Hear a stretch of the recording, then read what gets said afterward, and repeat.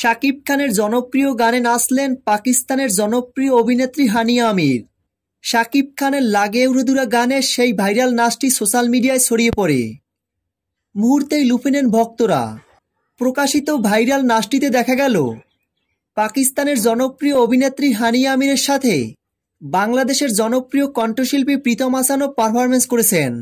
অনুষ্ঠানের এক পর্যায়ে পাকিস্তানের এই অভিনেত্রীকে প্রশ্ন করা হয়, আপনার কাছে কাকে বেশি ভালো লাগে, বাংলাদেশের মেগাস্টার শাকিব খান নাকি বলিউড বাদশা শাহরুখ খান? এমন প্রশ্নের উত্তরে হানিয়া আমির বলেন, শাকিব খানের নাম।